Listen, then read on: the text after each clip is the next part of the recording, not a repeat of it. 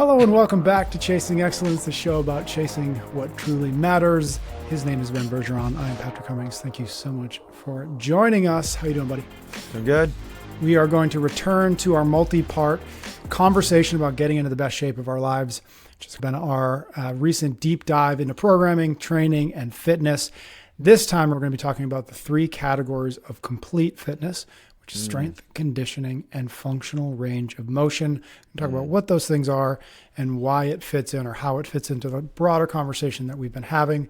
But first, as I like to do, chasingexcellence.email, get on the free newsletter list, or jump into the Chase Club, our premium offer, where you can get ad-free episodes, join us in things like the book club, and some fun things that we're planning for the new year. We're starting our new book club soon. So if you want to jump into that, we're going to read, or in our case, reread 4,000 Weeks by Oliver Burkeman, which I'm excited about. So get in there, chasingexcellence.email. Before we jump into this conversation, though, I just realized I have not told you this. I did my first micro Misogi last week. Ooh, what'd you do? We have a local mountain here. It's like maybe 700 or 800 feet up. Yep. But I did, with a 40-pound rucksack, I did 6 hours up and down. So I would go up, I'd do like a 7-ish minute rest with the pack off, and then I'd come down and do another 7-ish minute rest and back up and down. So I did it from 7 to 1 on a Tuesday morning, and it was fantastic. Wow. Yeah. Good job, man. Love Thank that. you. It's like the Blue Hills size. It's not as high as Blue Hills in terms of like just how long it takes you to get up there. It probably takes like 15 minutes to get up there, but the trail I went up was pretty steep and rocky. Cool. So it wasn't easy, but it wasn't as long a slog as Blue Hills. Cool, man. Good for you. I love that. Yeah. Any takeaways during it? Any like mental? Yes, and which is why I wanted to bring it up, which is I think there's something really interesting here with this idea of the micro Misogi. So I wanted to bring it up, one, just to sort of as a follow-up or tag along to the conversation we have, but two, I really want people to be trying these and doing these and playing with these. I don't know yet how we're going to do it, but I spent a lot of time in those 6 hours thinking about how we can make this a thing within this conversation that we're having, within this community we're building, whether it's the Chase Club or whether it's just everybody out there listening, figuring out a way to really encourage people to embrace this idea of the micro Misogi and then figure out how to fit them into our collective and individual lives. Because I think that they're really, really interesting and powerful. Excellent. Love that. Yep.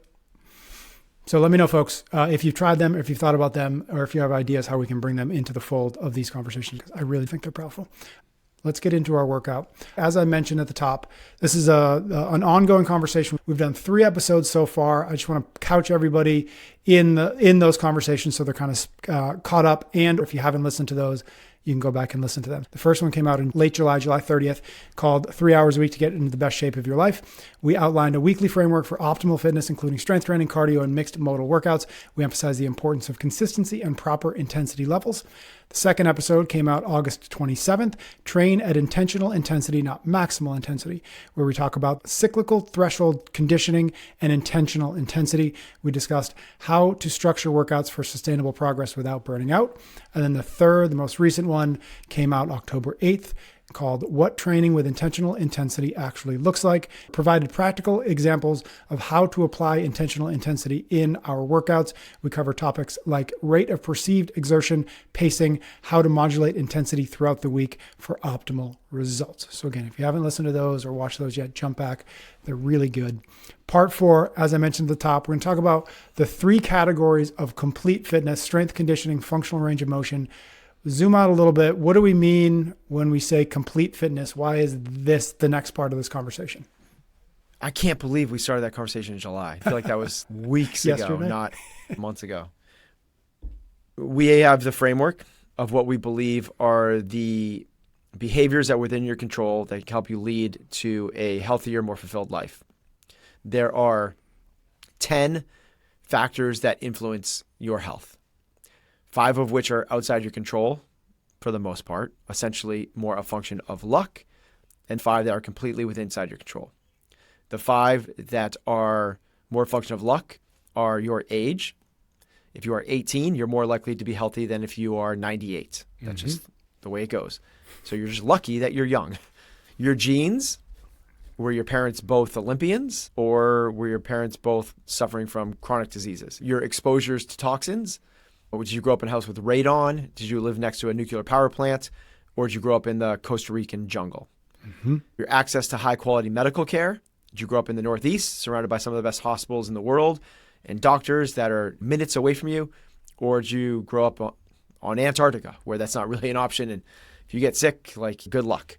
And the last one is kinetic experiences or accidents. Did you get into a car accident and now you're brain dead, like you don't have your health then? You can influence those in some factors a little bit. The big ones really are the ones that we can do on a day-to-day basis, which are what we talk about all the time, chasing what truly matters, the few key fundamental behaviors that determine your performance, vitality, and longevity. And those are how you train, how you eat, sleep, think, and connect. The reason we're having this conversation is because the first one we just talked about there is training. And I believe it's the first domino. I think it's the most important of all of them. You know, the Peter Attia saying is, there is nothing you can do that is so unhealthy that exercise can do for you that is healthier. Like, basically, like, if you're neutral, there's nothing that you can do to swing the pendulum far enough this way, including smoking, that training doesn't push the other way even farther. It's so vital. Matters so much. It is not what exercise was introduced to us as, where there's still a legacy of it. Yep. People only exercised in the past to, like, get ready for war or sport. That's what exercise was forever. Besides that, people lived active lifestyles. Then in the 70s, there started to be this movement towards, like, running and jogging. In the 80s, health clubs became a thing. People started doing bodybuilding type stuff and running and jogging indoors on machines. It was all for the purpose of vanity, to look better and be skinny or have muscles. Well, what we found out, it sounds really recent. It's the last 20 years or so that this has become a mainstream accepted medical practice, that you having, I'm going to call it training for performance, improves your health, your vitality, and your longevity. Now, if you train for complete, if your training is complete, you really move the needle. If you train at all, you move the needle. If you're just a marathon runner, that is so much better than being a couch potato. If you're just a power lifter, that's so much better than being a couch potato. If you do yoga, that's so much better than being a couch potato. But if you do all three of these things together, that is so much better than just doing one of them. That's the conversation about complete training. It's actually we named our company off of this. CompTrain, complete training.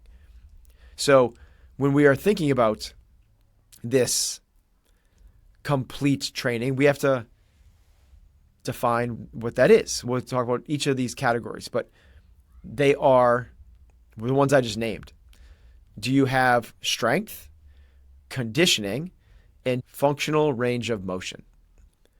The strength one, muscles matter.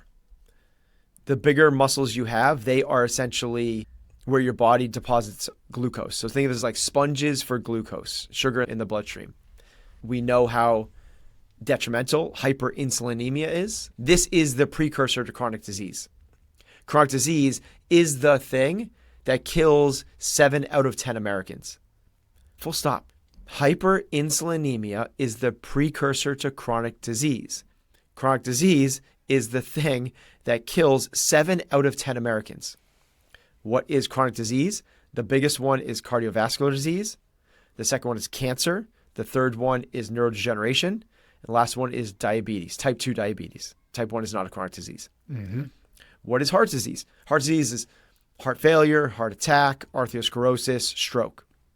Cancer, all the different forms of cancer. Neurodegeneration, Parkinson's, Alzheimer's, dementia, and then type 2 diabetes. Those are preventable.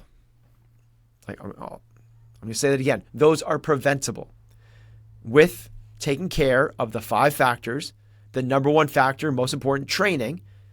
And by the way, I'm not saying exercise.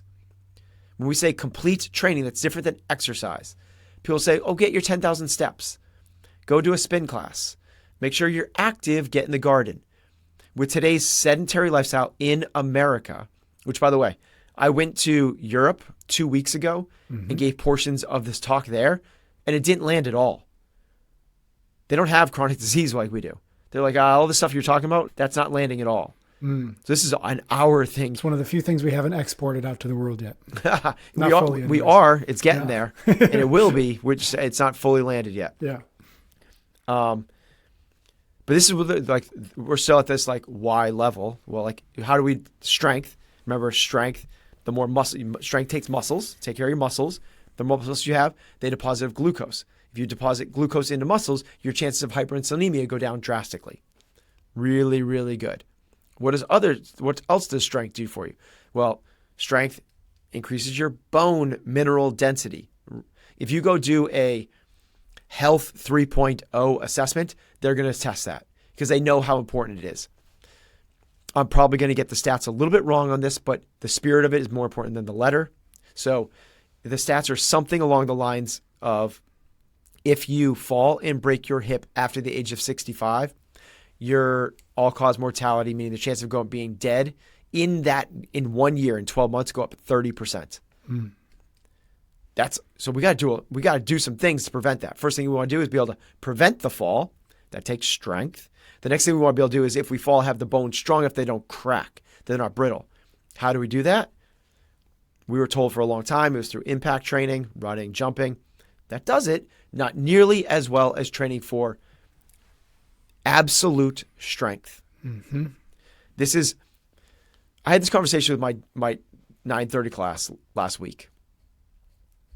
We finished the workout, and there's about 25 of them sitting there. I'm like, I want to emphasize the importance of strength training to you guys.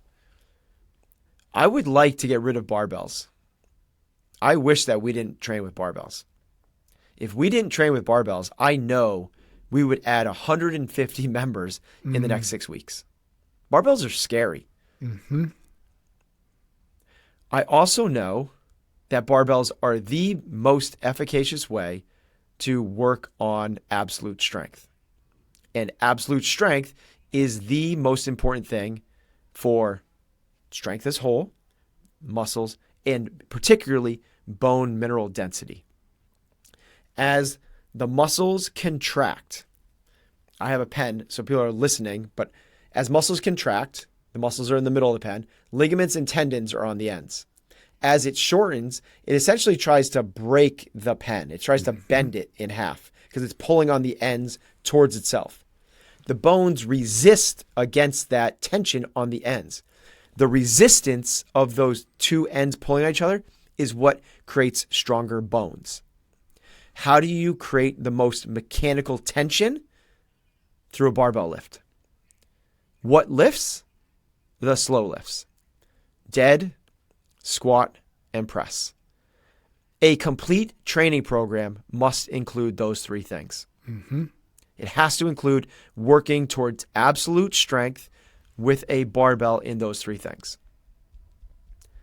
So we have strength, and now we have our first subcategory of strength. The second one is, if we were to try to not fall, we have to be kind of quick and explosive and powerful. Also, there's not a good biomarker for this yet. Strength is actually a biomarker. Like, they test it. They do it with force plate production or grip strength to test how strong you are. The reason they do those two is because it's where the science is now for the testing. What we shouldn't do is take the training towards the testing, though. That's a mistake. What we should do is take the testing towards the actual application to real life. But the next thing we want to focus on after absolute strength is relative power. Relative means relative to your own body weight. So what that means is, can you quickly and explosively move your body from point A to point B? Short distance, it's like vertical jump, broad jump. How high can you jump on a box? That matters a lot. You need, for a complete training program, requires you to be able to move explosively.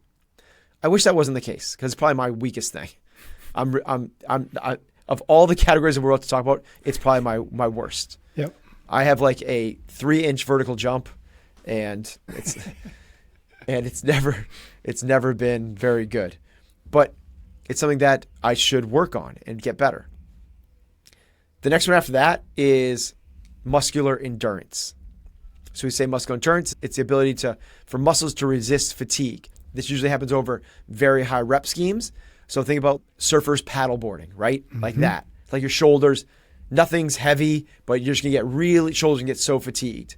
Think of it as banded curls, 100 rep banded curls. It's not how strong are you. A lot of people can lift that once, but you want that muscles to be able to keep going and going and going. Those three things are what make up the strength category.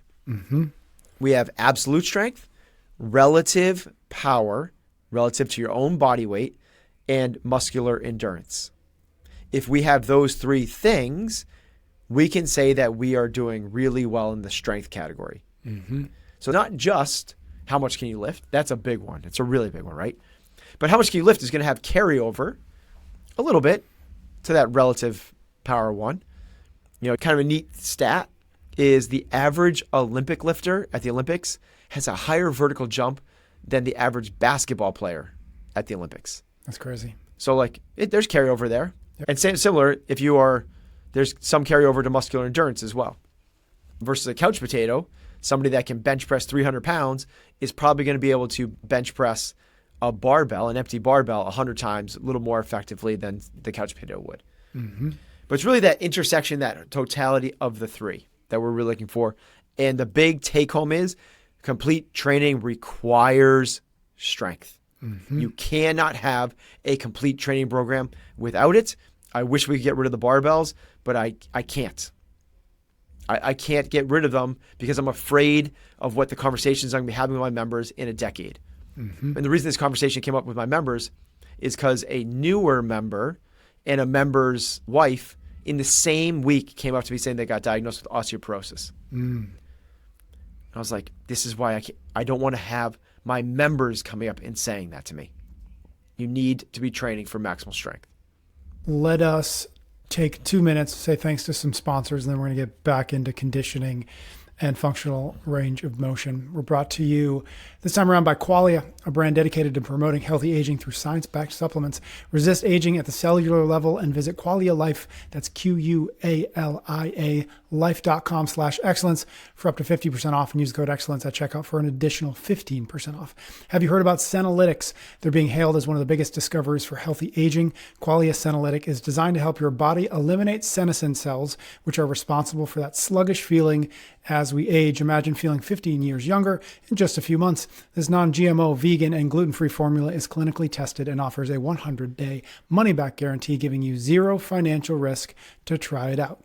It's time to unlock your cellular health and promote vitality. Head to qualialife.com/excellence for an additional 15% off your purchase. We are also brought to you by our friends over at Shopify, the leading commerce platform that empowers businesses to grow and succeed. If you're ready to elevate your business, sign up for your $1 per month trial at shopify.com/excellence, all lowercase. Have you ever wondered where successful brands find their edge? It often comes down to the business behind the business. Companies like Chubbies, Aloe, and Gymshark have great products and marketing, but they also rely on Shopify to simplify their selling.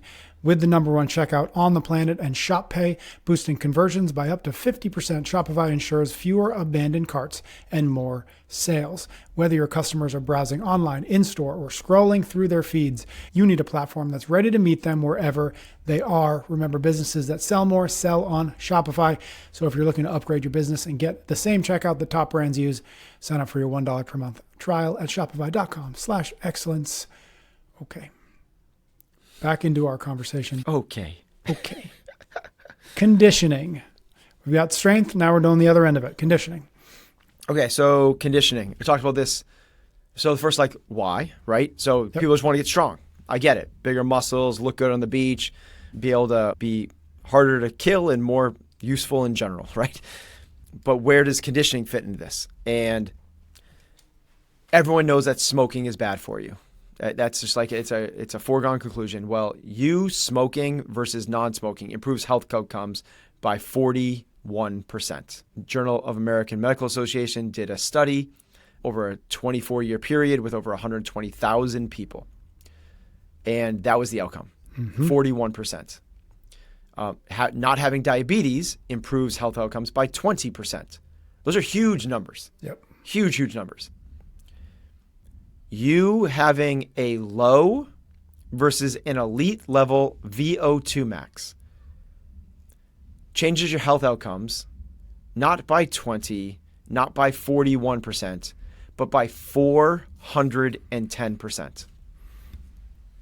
Conditioning matters. And you go, well, wait a minute. Okay, like, I get it. Like, you take somebody that's horribly out of shape versus like an elite level athlete, that sort of makes sense.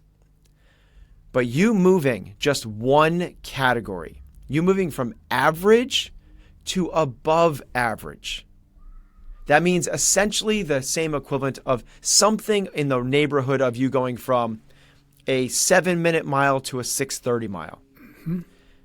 That has the same health outcomes. It is a 41% increase. The same as not smoking.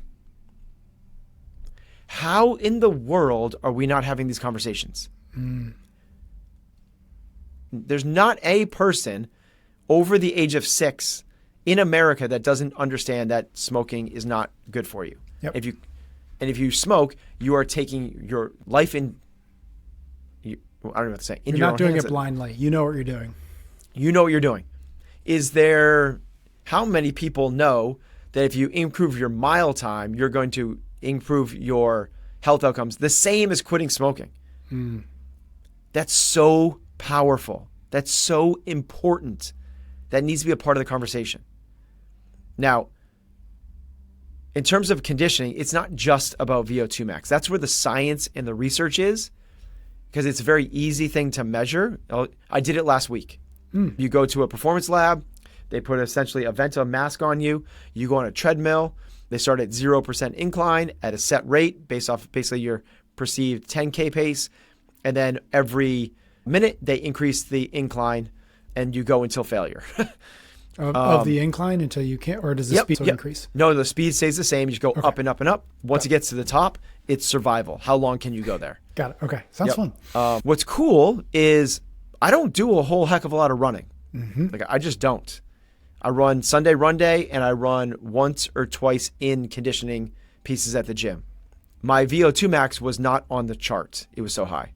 It was a 57 and the chart went up to a 51 or a 52 for my age group. So there's these bars and there's a blue dot above it. So how is that the case? Well, training for VO2 max doesn't have to be done through VO2 max training. Similar to that is all of the testing is done on a cycle or a treadmill. That doesn't mean a cycle or a treadmill is necessarily the best way to train for it. The more muscles you use, the more demand on the VO2. So if we know what we know, how can we increase the demand on the muscles? Well, instead of just doing one thing, like running, what if you combine that with something else, like burpees? Well, the other thing that you can do is increase it through load. The more muscles, the more demand. So if we not only did running, but we did running with burpees and took a dumbbell and brought it from the ground to overhead. And we did that in a interval fashion, 4 on, 4 off, 4 rounds. That's the kind of standard VO2 max protocol. That would be a bigger demand on the oxygen uptake than simply running. It's a better, more complete fitness training protocol. But it's not also just about VO2. It's not just 4 on, 4 off. You can train VO2 other ways. And again, remember, we don't want to go just to where the research is. The research will get better and show that this happens in other areas as well. What we really want to do is make sure our training program encompasses all aspects of conditioning. As I just talked about, mixed modal, not just on a treadmill or a bike. That's insane. You want to be able to do it with your body weight, be able to do it with traditional cardio things, and also do it against resistance and load. We also want to do it through different time domains. It's about the work capacity you're able to do, not just how good are you at this 6 to 14 minute VO2 max test. But can you do this with zone 2, like long? Do you have endurance? Can you go for hours if we asked you to? Can you do this training, both, this is the next category, with lactic threshold and VO2 max? Those are kind of brothers and sisters in the same family. They're both at moderate to high intensity, but you kind of like tweak things a little bit to get different outcomes. And the third one is, can you do it with anaerobic capacity? Means really hard, really high, unsustainable, and you're really uncomfortable afterwards. So what does that actually look like? Zone 2, as we said, is long, and on a rate of perceived exertion, it's like a 2 to a 4. So zones is different than rate of perceived exertion. Zones has to do with your heart rate. It's zone 2, and at RPE, rate of perceived exertion, on a scale of 1 to 10, 1 would be walking briskly. That's recovery. That's not what we're talking about. It's basically how hard can you work before you can't hold a conversation anymore. That's zone 2. Once, maybe twice a week is enough to do that. We talked about that in the first one that we talked about. So a little of this is recapping the first one, or actually, sorry, the second one, because this was intentional intensities. LT and VO2. Again, this is something that we want to do probably again 2 or 3 times a week, and maybe once a week we hit the anaerobic capacity thing. They'll work really hard stuff. Most CrossFitters are doing anaerobic capacity every time they do it. So they're just burning themselves up. We want to build without burning out. This is the intentional levels of intensity. So CrossFit's amazing. It's the best trained fitness protocol that's probably, it revolutionized fitness, but it can be misused. It's so powerful that it can not be beneficial if not done correctly. And also, we want complete training, right? Complete. What is complete? Zone 2 all the way up through anaerobic, not just anaerobic capacity, anaerobic capacity, anaerobic capacity, anaerobic capacity. We want the totality of it. If there's one thing to shoot for right now, the research would say VO2, but like, again, this is just where the research is. It's kind of like saying, what's the number one biomarker? And someone saying like body fat. Okay, but like, there's just, but we're not going to optimize body fat and not take consideration of everything else. It's like, what are we doing to get to the body fat and what comes along with that? It's not just the body fat percentage by itself, because you could take Ozempic to get to a certain body fat. That's not going to help everything else. Taking Ozempic doesn't solve for the mitochondria and the dysfunction that's in there. It doesn't solve for the gut microbiome dysregulation. It doesn't solve for all the other things that are freaking messed up in the body. You're not even solving for the body composition. You're solving for weight loss. Body composition is actually getting worse in many cases, meaning that you're burning up muscle faster than you're burning up fat. So a little diatribe, a little side tangent in there thrown in just to get my shot at big pharma. Okay, so that's conditioning, long and slow, lactic or VO2 max, and anaerobic. We want to make sure that our program is allowing us to hit all 3 of those. The third and the last is functional range of motion. So the why behind that is life requires it. You don't go to the nursing home because you're sick. You go to the hospital if you're sick. You go to the nursing home when you lose the ability to live your life on your own. Meaning if you fall down, you can't get yourself back up. The ability to get yourself back up usually has more to do with functional range of motion than anything else. Meaning that you cannot, it's possible to get yourself up off the ground without passing through a below parallel squat, but you look like a freak. It's basically like this weird walk on your hands, like wall walk back up. The normal way every human being would get up is they would get up off the ground passing through a full squat. You need that to live your life. Even the ability to put on a shirt and take off a shirt, to grab something off the top shelf, to get up and off the toilet requires range of motion. So it matters. Kelly Starrett has a very cool sit to stand test, which is correlated to longevity. Sit down, Indian style, I don't know if you can say that, Native American style, crisscross applesauce, whatever it is. Safe with that last one. And can you stand up without using your hands and without losing your balance? If that's the case, congratulations. You probably have some pretty damn good lower body mobility. There's equally as powerful ones for the upper body. I think the best one is just lie down on the ground with your back. The best is like in the corner of like where the wall meets the floor. Your back on the floor and your legs up the wall. Are you visualizing that? Yep. Okay.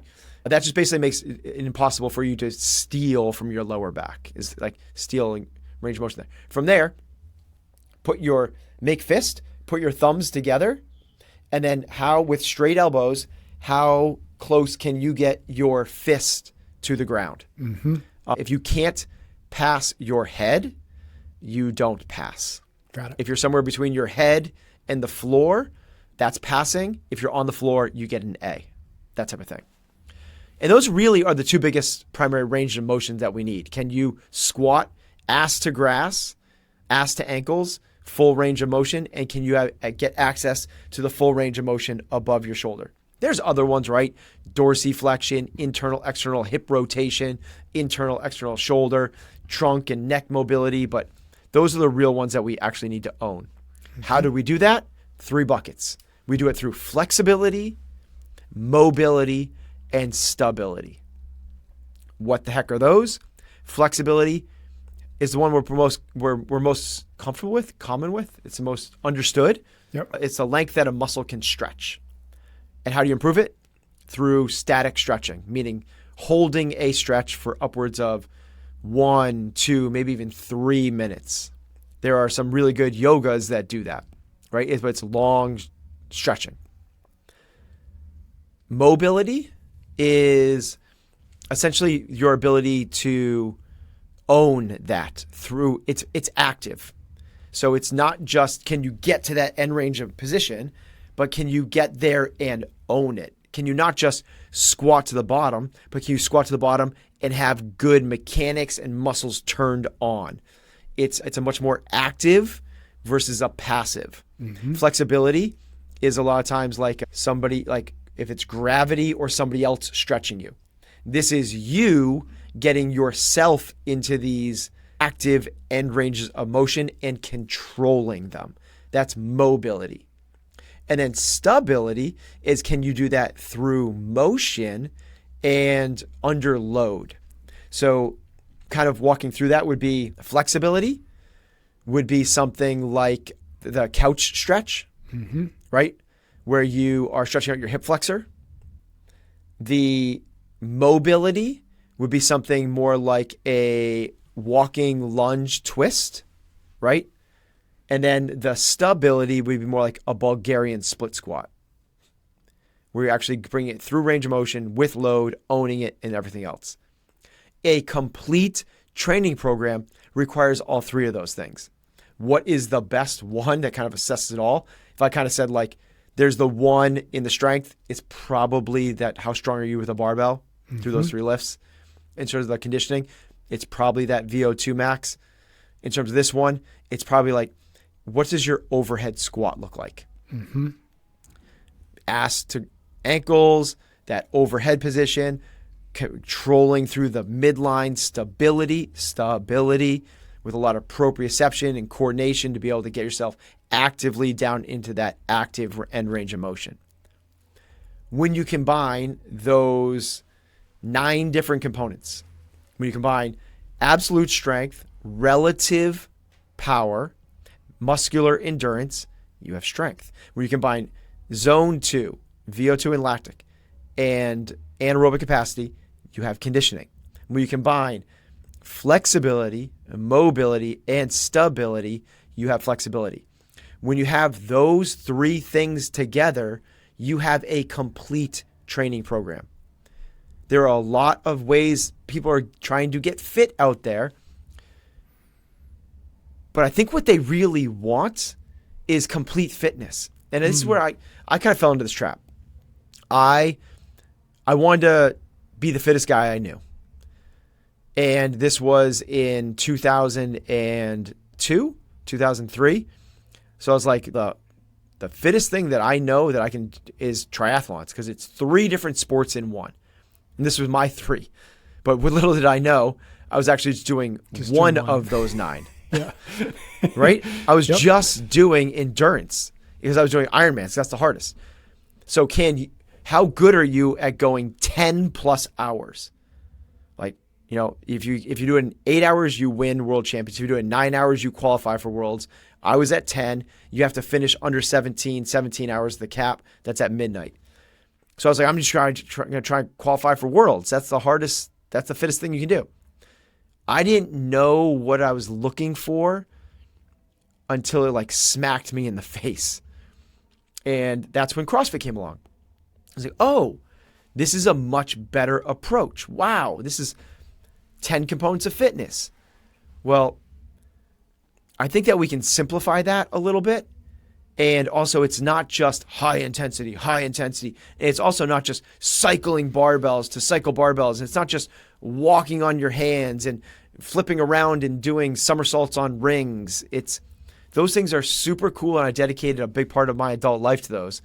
But in terms of a complete, what is the essential? What I'm saying is, if you did not have one of these things, there'd be a missing component to your fitness. Mm-hmm. They are all the 9 essential components to what you have. Because when you combine a couple of them, when you combine absolute strength, what's the maximal external load that you can lift with relative power, you get power. You get power cleans. You get that one. That's a crossover between those two. And when you combine zone 2 with anaerobic capacity, you get metabolic flexibility. Be able the adaptability to flip between burning carbs and fat. Like there's so much little carryover between all of these different categories. Now you don't necessarily need to train those ones because the training the two will give you that capacity. Yep. This is the complete aspect to it. And again, it's what our company is. It's complete training. So it's obviously I feel very passionately about it. And I just wish that when people go and they're trying to get fit, but people are doing it by trying to run marathons and they think they're doing it. And they're not, right? They're working really hard. This goes back to like the conversation we had maybe a month ago or so where we did like the teardrop conversation. Mm-hmm. Yeah. They're trying really hard. They're making sacrifices in the gym and they're making sacrifices in the kitchen. They're training and eating. Yet they are not getting what they could be getting out of a training program. Because if without one of these things, you're not going to have the health, the vitality, and the longevity. Said another way, you need performance across these 3 categories. Mm-hmm. And if you have that, then you reap the benefits. Remember, being strong is better than a couch potato. Being a marathon runner is better than a couch potato. Being a dedicated yogi is better than a couch potato. But dedicating yourself to complete fitness is equally as better as dedicating yourself to any one of those endeavors. Mm-hmm. I think maybe just the one thing, or the one question, or the one thing to tag on is just something we've talked about before, which is the purpose of training, the purpose of health, the purpose of all the things you just laid out is not in and of themselves the goal, but as you're alluding to, it's the metabolic flexibility, it's the right. Ability to get up off the ground if you fall down, all of those other things. So posed as the question is I think is part of where we've gone wrong over the years has been we've made the training the point of the training and not zooming out like you've just done and saying we don't train for this, we train for what this allows for, what this creates in terms of what we are capable of doing, what we are able to continue to do throughout the lifespan. We should not be training to get better at the gym. We should be getting training so we can earn the freedom to live the life as we choose. Mm-hmm. It's a freedom to choose. So when you go outside the gym, you can do what you want to do. If you want to spend the extra time getting good at the gym, that's not wrong. No. You can do that. Like if you want to learn, if you want to learn how to walk on your hands, like you can do that. I spent 15 years teaching people how to do that. It's cool. It's awesome. But it's also not essential. Mm-hmm. It's not this is the complete essential program. So yes, where we have gone wrong is where we didn't go wrong is training, not exercise. Exercise is movement. Yep. Movement for the sake of movement. Training is exercise with a specific goal in mind. You can train for a marathon. You can train for a powerlifting competition. You can train to try to do the splits. When you train for this holistic approach, That's what's going to move the needle for you the most. And what we said in an earlier episode, how do you go about doing this? There are those 3 circles. There is strength, cardio, and functional range of motion. Which of those is the smallest circle for you right now? Focus on that. Focus on that until it is no longer the smallest. Once you no longer have a limitation, then you train it concurrently. You try to bring all of them up together. So if you kind of like picture out like the profiles of these people, right? If you're really strong, but you have no wind, you have no flexibility, you're a power lifter, right? If you have tons of conditioning, particularly zone 2, but you have none of the other 2, you're a marathon runner. You have tons of flexibility, but no strength, no cardio, you're a yogi. What if you combine some of those? If you have tons of conditioning and you have tons of strength, you're a hybrid athlete, right? If you have strength and functional range of motion, you're one of those primal guys, right? You're like what do they call those? Like the animal movers that do like bear crawls. I know exactly what you mean. I don't know. So that's like you start to like play these profiles. Well, you have all 3, you're a complete athlete. That's what it is. You're a complete. You're training for complete fitness, and what that does is allows you the option to go and do anything outside the gym. Do you want to go climb Kilimanjaro? Cool. Maybe 2 or 3 Saturdays doing what you just did, and you'll probably be ready, right? You want to go run a marathon? Cool. Maybe 6 weeks of bringing your running, because you're doing zone 2 already. You've already been running 10Ks every week. So maybe another 6 week of ramping that up, and you could run a sub 4 hour marathon. You want to go and enter a lifting competition?